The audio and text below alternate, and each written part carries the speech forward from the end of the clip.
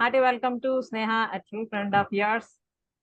After summer vacation with a beautiful look, Sneha is here. So ఈ రోజు మనం discuss చేయబోతున్నాం అతి ముఖ్యమైన విషయం, అందరికీ ఎంతో అవసరమైన విషయం, 5 secrets for happy life. Okay, ప్రతి ఒక్కరు కూడాను హ్యాపీగా ఉండాలనుకుంటారు జీవితాంతం. కానీ ఏం చెయ్యాలి అన్నది చాలా మందికి ఒక డౌట్. అండ్ ఆఫ్ కోర్స్ మేము చాలా చాలా చేస్తున్నామే హ్యాపీగా ఉండడానికి అనుకుంటారు కొంతమంది. తర్వాత ఎక్కువ మంది అనుకునేది ఏంటంటే, మనం అనుకున్నవన్నీ అవుతూ ఉంటే, మనం చేస్తున్నవన్నీ సక్సెస్ అయిపోతూ ఉంటే మనం హ్యాపీగా ఉంటామని కదా. కానీ మన లైఫ్ని హ్యాపీగా తయారు చేసుకునే శక్తి మనలోనే ఉంది. ఈ 5 సీక్రెట్స్ కానీ మనకు తెలిస్తే ఖచ్చితంగా మనం ఇప్పుడు ఏ స్టేట్ ఆఫ్ హ్యాపీనెస్ లో ఉన్నామో దానికన్నా 1000 రెట్లు మనం ఇంకా హ్యాపీగా ఉండొచ్చు. అయితే అవేంటి అది చూద్దాం. First of all, managing your time. Yes friends, managing time అన్నది మోస్ట్ ఇంపార్టెంట్ మన హ్యాపీనెస్ కోసం. అది ఎలా, టైంకి హ్యాపీనెస్కి ఏంటి లింక్ అన్న క్వశ్చన్ వస్తుంది ఇప్పుడు అందరికీ. మనందరికీ తెలుసు, ఈ భూమి మీద ఉన్న ప్రతి వ్యక్తికి కూడాను ఉండేది 24 hours కదా. ఈ 24 గంటలనే ఉపయోగించుకొని కొంతమంది ప్రపంచ వ్యాప్తంగా ప్రఖ్యాత వ్యక్తులుగా మెదులుతున్నారు. కొంతమంది చీమలు, దోమలు లేదా చిన్న చిన్న ప్రాణులు లాగానే బ్రతుకుతూ ఉన్నారు కదా. మనకు తెలుసు 84 కోట్ల రకాల జీవరాశుల్లో మన మానవ జన్మ అన్నది ఎంతో ఉత్కృష్టమైనది. అలాగే ఆలోచన శక్తి అన్నది భగవంతుడు మన ఒక్కరికే ఇచ్చిన అద్భుతమైన వరం. కానీ ఈ విషయం గుర్తించక, ఇంతవరకు ఆ విషయం పట్ల అవేర్నెస్ లేక మనం కూడా మిగతా ప్రాణుల్లాగే తెల్లవారు లెగుస్తున్నాం, మన నిత్య కార్యక్రమాలు పూర్తి చేసుకుంటుంటాం, వంటలు చేస్తాం, పిల్లలకి హస్బెండ్కి స్కూల్కి ఆఫీసులకి పంపిస్తాం, మిగతా పనులు మనం చేసుకుంటాం. మళ్ళీ సేమ్ సాయంత్రం అవుతుంది, స్నాక్స్, నైట్కి డిన్నర్ అన్ని పెట్టామా, తినేసామా, తీసుకున్నామా, పడుకుని పోయామా, అయిపోయింది ఒకరోజు. అగైన్ మళ్ళీ రొటీన్. ఇలా రోజులు, నెలలు, సంవత్సరాలు గడుస్తూనే ఉంటది. మనం మాత్రం ఎక్కడ వేసిన గొంగలి అక్కడే బాగానే ఉంటాం. ఎందుకు ఇలా అవుతుంది? మిగతా వాళ్ళు ఎందుకు సక్సెస్ అవుతున్నారు లైఫ్లో, హ్యాపీగా ఉండగలుగుతున్నారు, మనం ఎందుకు ఉండలేకపో? మనం ఆడవాళ్ళు కదా మేడం, ఇది ఒకటి వస్తుంది. ఇప్పుడు మగవాళ్ళు అయితే అన్ని చేస్తారు, బయటకు వెళ్తారు, వాళ్ళకి జాబ్ అయిపోయిన తర్వాత ఫ్రీ టైం ఉంటుంది కాబట్టి ఓకే, మనకి ఎలాగలా అవుతుంది అన్న క్వశ్చన్లు కూడా వస్తుంటాయి అన్నమాట. కానీ మీరు అబ్జర్వ్ చేయండి, ఇప్పుడు మన దేశాన్ని పరిపాలిస్తున్న ప్రథమ పౌరురాలు రాష్ట్రపతి ఒక స్త్రీ. ఓకే, అలాగే ఇంతవరకు ఏవేవైతే బాగా సక్సెస్ఫుల్ గా కంపెనీస్ రన్ అవుతున్నాయో వాటి తాలూకు సిఇఓస్ చూడండి, ఎవరెవరు ఉన్నారు ఆడవాళ్ళు. అలాగే ఎక్కడ చూసినా ఇప్పుడు మగవాళ్ళతో సమానంగా ఆడవాళ్ళు కూడా, మేము కూడా ఈక్వల్ అని ప్రూవ్ చేయడానికి ప్రయత్నిస్తూనే ఉన్నారు కదా. మరి మిగతా వాళ్ళందరూ చేస్తున్నప్పుడు మనం ఎందుకు చేయలేకపోతున్నాం? కారణం ఏంటి? వాళ్ళకి ఏమైనా ఎక్స్ట్రా టైం ఇస్తున్నాడా దేవుడు? మనకున్నది మనం చాలడం లేదు మనకి అని ఆలోచిస్తే, ఇక్కడ విషయం ఏంటంటే, టైం అందరికీ ఒకటే, దాన్ని మనం ఎలా యూటిలైజ్ చేస్తున్నాం అన్నది మెయిన్. ఓకే, చేసే పనే ప్రతిరోజు చేస్తూ ఉంటాం, కానీ ఒక్కసారిగానే ఆగి ఆలోచించాం అనుకోండి, ఒక రోజు మొత్తంలో ఏ పని మనం ఎన్ని గంటలు చేస్తున్నాం, ఎంత టైం మనం అనవసరమైన విషయాల కోసం ఆలోచిస్తూ లేదా పిచ్చాపాటి అవతల వాళ్ళతో మాట్లాడుకుంటూ మొబైల్లు టీవీలు సీరియల్లు చూసుకుంటూ వేస్ట్ చేస్తున్నాము ఆలోచిస్తే ఇంత టైం నేను వేస్ట్ చేస్తున్నానా నా ఈ వాల్యుబుల్ లైఫ్ లో అన్నది అర్థమవుతుంది. ఓకే, సో ప్రతి ఒక్కరు కూడా ఇది చెయ్యండి. ఐ మీన్ సెషన్ అయిపోయిన తర్వాత మార్నింగ్ నుండి నైట్ వరకు టైం మెన్షన్ చేసి మీరు ఏ టైంకి లెగుస్తున్నారు అప్పటి నుండి స్టార్ట్ చేసి ఏ టైంలో ఏం చేస్తారు. ఓకే, ఇందులో ఎంత టైం మీరు ప్రొడక్టివ్ గా యూజ్ చేస్తున్నారు, అలాగే ఎంత టైం నాన్ ప్రొడక్టివ్ గా వేస్ట్ అయిపోతుంది ప్రతిరోజు అన్నది తీస్తే ఎన్ని గంటలు వస్తుందో చూడండి. మీరు ఆ గంటల్ని కానీ మిమ్మల్ని మీరు బెటర్ గా తయారు చేసుకోవడానికి కానీ యూజ్ చేస్తే అప్పుడు ఆటోమేటిక్ గా రియల్ హ్యాపీనెస్ ఆఫ్ లైఫ్ అన్నది మనకి యాడ్ అవుతుంది. మన ఇన్నర్ చైల్డ్ హీలింగ్ లో కూడా మాట్లాడుకున్నాం కదా, సెల్ఫ్ కనెక్టివిటీ అన్నది ఫస్ట్ పెరుగుతుంది. అప్పుడు ఆటోమేటిక్ గా హ్యాపీనెస్ అన్నది ఎక్కడో లేదు, నాలోనే ఉంది. ఏం చేసినా చేయకపోయినా నేను హ్యాపీగానే ఉంటాను, నేను అనుకునింది అయినా అవ్వకపోయినా నేను హ్యాపీగానే ఉంటాను అన్న స్టేట్కి వచ్చేస్తాం. సో ఇది మొట్టమొదటిది. సమయం దైవ స్వరూపం అంటారు. ఓకే, కాబట్టి మన సమయాన్ని వృధా చేయకుండా మనల్ని మనం డెవలప్ చేసుకోవడానికి కానీ ఉపయోగిస్తూ మనల్ని మనం సరిదిద్దుకుంటూ మన కుటుంబాన్ని సరిదిద్దుతూ వీలైతే అవతల వాళ్ళకి కానీ సహాయం చేసాం అనుకోండి, అది మనం భగవంతునికి చేస్తున్న పూజే. ఓకే, ఇది ఫస్ట్ది. సెకండ్ వన్ ఇచ్చి balancing your energy. Yes friends, balancing your ఎనర్జీని బ్యాలెన్స్ చేయడం ఏంటి? ఇది ఒక క్వశ్చన్ వస్తుంది. శక్తి అంటున్నాం మనం, మనలో ఉంది కదమ్మా శక్తి.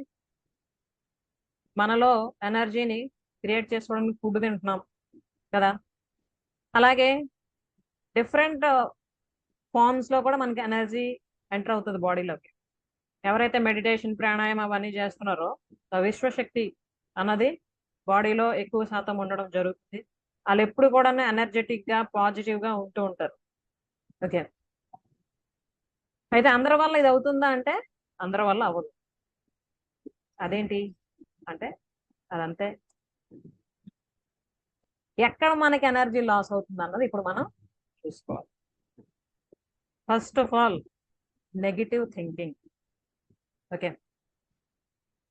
ఇంత పెద్ద చంద్రుడిని కానీ చూపిస్తే ఒక పిక్చర్ లోనైనా ఈవెన్ ఆకాశంలోనైనా అబ్బా ఎంత అందంగా ఉందో అనుకున్న వాళ్ళు ఎంతమంది, ఆ చంద్రుడిలో నగ ఇవన్నీ మచ్చలే ఉన్నాయి అనుకున్న వాళ్ళు ఎంతమంది.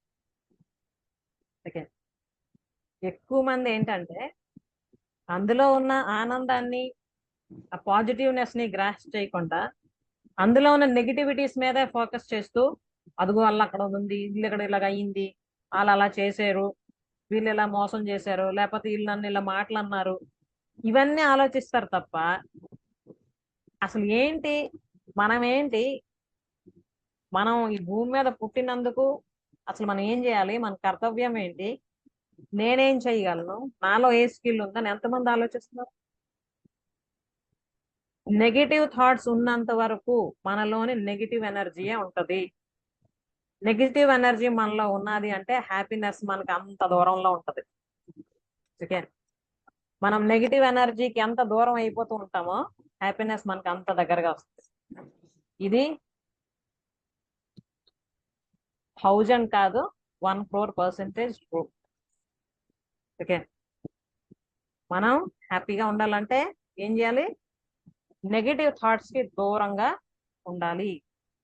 పాజిటివ్ థాట్స్ ని మనం అలా రోజు రోజుకి డెవలప్ చేసుకుంటూ ఉంటే మనలో ఉన్న ఆ నెగిటివ్ ఎనర్జీ కాస్త దూరమై పాజిటివ్ ఎనర్జీ మనలో ఇన్కల్కేట్ అవుతూ ఉంటది. మనం ఎంత పాజిటివ్ గా పీస్ఫుల్ గా ఉంటూ ఉంటామో అంత హ్యాపీగా ఉండగలుగుతాం. ఓకే, అప్పుడు మనకు అర్థం అవుతుంది మనం హ్యాపీగా ఉండాలంటే కేవలం మనం చూస్తున్న వస్తువులో లేకపోతే మన ఎదురుగుండా ఉండే మనుషులో కారణం కాదు, మనమే అన్న విషయం మనకు అర్థమవుతుంది. ఓకే, చిన్న పిల్లల్లా మనం మన లైఫ్ ని ఎంత హ్యాపీగా ఎంజాయ్ చేయొచ్చు. కాబట్టి balancing your energy is another secret to make your life happy. Okay, అలాగే డెసిషన్ మేకింగ్, ఇది మోస్ట్ ఇంపార్టెంట్ అమ్మా. చిన్నప్పటి నుండి మనకి ఎంత పెద్ద అయినా కొంతమందికి ఇన్ టైంలో ఏ డెసిషన్ తీసుకోవాలన్నది ఒక క్లారిటీ ఉండదు. ఓకే, అంటే ఏ సందర్భంలో ఎలా ఆలోచించాలి, ఎటువంటి డెసిషన్ తీసుకోవాలి, ఈ డెసిషన్ తీసుకుంటే ఎటువంటి ఫలితాలు ఉండొచ్చు అని ముందుగానే కొంచెం ఆలోచించి చేయడం అందరి వల్ల అవ్వదు. కాబట్టి రాంగ్ డెసిషన్ మేకింగ్ వల్ల ఎక్కువగా మనకి అన్హ్యాపీనెస్ అన్నది లైఫ్ లో ఉంటూ ఉంటుంది. సో మనకి తెలియనంత వరకు ఒక విధంగా ఉంటుంది. అట్లీస్ట్ తెలిసిన తర్వాత అయినా కూడా మన డెసిషన్ మేకింగ్ లోని మార్పు అన్నది తెచ్చుకోవాలి ఫస్ట్. ఓకే, ప్యూర్ గా పీస్ఫుల్ గా ఆలోచించి ఏదైనా డెసిషన్ తీసుకోవాలి. అలాగే ఒకటి మనం డెసిషన్ తీసుకున్న తర్వాత ఆ మహేష్ బాబు డైలాగ్ ఉంటది కదా, ఒక్కసారి కమిట్ అయితే నా మాట నేనే విన్నని, అలాగే ఫిక్స్ అయిపోదు. కొన్నింటికి ఆ ప్రిన్సిపల్ని ఉపయోగించుకోవాలి, కొన్నింటికి మాత్రం ఒకటి ఇలా డిసైడ్ అయ్యాను కానీ అది నాకు కరెక్ట్ గా తెలియక ఇలా అనుకున్నా, కానీ అది కాదు, ఇలా చెయ్యాలి అని ఆలోచించుకొని మళ్ళీ మార్చుకోవాల్సినవి కూడా ఉంటాయి. అన్నింటికి ఒకే రూల్ అంటే అవ్వదు. ఓకే, చిన్నప్పటి నుండి మనం ఇప్పటి వరకు ఏదైతే జీవితం జీవిస్తున్నామో దీనికి కారణం, మనం హ్యాపీగా ఉన్నా బాధలో ఉన్నా కారణం మన డెసిషన్స్, మన ఆలోచనలే. అంతేనా? మనం ఎలా ఆలోచిస్తామో అలాగే వ్యవహరిస్తాం, ఎలా వ్యవహరిస్తామో అటువంటి ఫలితాలే వస్తాయి. కాబట్టి మన ఆలోచనలు, మన నిర్ణయాలే మన జీవితాన్ని నిర్ణయిస్తాయి. అయితే ఇంతవరకు తెలుసో తెలగో ఎలాగో ఉన్నాం, ఇకపైనైనా తెలుసుకొని బెటర్గా తయారవుదాం అనుకుంటే అఫ్ కోర్స్ మన తలరాతిని మనమే మార్చుకోవచ్చు, తిరిగి రాసుకోవచ్చు, మన జాతకాల్ని మనమే మార్చుకోవచ్చు. ఆ శక్తి మనలోనే ఉంది. ఓకే, సో ఇది third secret, decision making. And next వచ్చి యాక్షన్ టేకింగ్. స్టార్టింగ్ లో మనం అనుకున్నాం కదా, మనం ఏదైనా అనుకుంది సాధించాలంటే ఏం చేయాలి? కేవలం ఆలోచన దగ్గర ఆగిపోకుండా అది ఇంప్లిమెంట్ చేయాలి, యాక్షన్ లో పెట్టాలి. ఓకే, యాక్షన్ లో పెట్టినప్పుడు మాత్రమే దాని తాలూకా ప్రాసెస్ లో మనకి రకరకాల అనుభవాలు వస్తాయి. ఓకే, అంటే మనం చేస్తున్న పని పట్ల అవనియండి, లేదా ఏదైనా అది బిజినెస్ అవనియండి, వర్క్ అవనియండి, జాబ్ అవనియండి, మనం ఏది స్టార్ట్ చేయకుండా ఇంట్లో కూర్చొని చేస్తాను అది చేస్తాను, ఇలా అయిపోద్ది అలా అయిపోద్ది, నా లైఫ్ అలాగైపోవాలి ఇలాగైపోవాలి అనుకొని పగటి కళలు కంటే అవ్వదు. ఐ మీన్ మన కలాం గారు అన్నారు కదా, dream big, try to achieve it అన్నారు. కేవలం కళలు కనుక్కొని ఊగుకొని ఉండిపోతే అవ్వదు, దాన్ని సాధించడానికి ప్రయత్నించు అని చెప్పారు కదా. అలాగే చాలా మంది మహాత్ములు ఎప్పుడు కూడా చెప్పేది ఏంటంటే ఆలోచన దగ్గరే ఆగిపోకుండా దాన్ని నువ్వు యాక్షన్ లో పెట్టు. అయితే ఇక్కడ చాలా మందికి అనిపిస్తుంది ఏంటంటే, మేడం మేము పలానా చేద్దాం అనుకున్నాం కానీ దానికి సంబంధించి మాకేం తెలీదు, అందుకే భయం. ఐ మీన్ అది అవుతుందో లేదో, లేకపోతే నాకు ఎవరు సపోర్ట్ ఉంటుందో లేదో, నాకు ఆ స్కిల్స్ లేవు కదా, ఇలాంటివన్నీ బోల్డ్ ఉంటాయి అన్నమాట భయాలు. కానీ అందరం గుర్తుంచుకోవాల్సిన విషయం ఏంటంటే, ఈ ప్రపంచంలో ఏ వ్యక్తి కూడాను 100% పర్ఫెక్ట్ కాదు, ఏ విషయంలో కూడా. అంటే చాలా మంది ఆలోచిస్తారు ఏంటంటే, నేను అన్ని తెలుసుకున్న తర్వాత అన్ని నేర్చుకున్న తర్వాత స్టార్ట్ చేస్తాను, కానీ అది తప్పు. అలాగైతే మన జీవితం కంప్లీట్ అయిపోతుంది తప్ప మనం ఎప్పటికీ స్టార్ట్ చేయలేం. వన్స్ మనం స్టార్ట్ చేస్తే ఆటోమేటిక్ గా డే బై డే మనకి ఎక్స్పీరియన్స్ యాడ్ అవుతూ స్టెప్ బై స్టెప్ మనకి పెర్ఫెక్షన్ వస్తుంది తప్ప, మనం 100% అంతా తెలిసేసుకొని నేర్చేసుకొని స్టార్ట్ చేద్దామంటే ఈ లోపు మన జీవితం కాస్త చివరి దశకు వచ్చేస్తుంది. ఓకే, కాబట్టి యాక్షన్ టేకింగ్ అది ఏదవని అండి, చిన్న పని నుండి పెద్ద పని వరకు ఏదైనా కూడా మనం సాధించాలి అంటే అది యాక్షన్ లో పెట్టినప్పుడు మాత్రమే. సో ఇది 4th సీక్రెట్. అలాగే 5th వన్ వచ్చి కన్సిస్టెన్సీ. ఇది చాలా ఇంపార్టెంట్. ఓకే, కొంతమంది ఏంటంటే ఫస్ట్ది టైం మెయింటైన్ చేయడానికి ప్రయత్నిస్తారు, తర్వాత ఎనర్జీని కూడా బ్యాలెన్స్ మెయింటైన్ చేయడానికి ట్రై చేస్తారు, యాక్షన్ కూడా పెడతారు.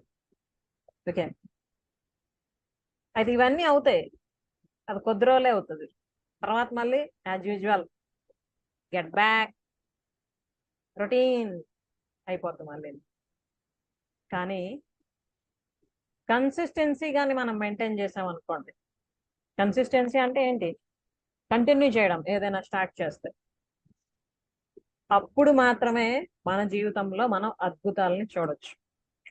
ఓకే, ఫర్ ఎగ్జాంపుల్ నేను ఇలా లైవ్ సెషన్ స్టార్ట్ చేసి 1 ఇయర్ అయింది, మొన్న June 9th.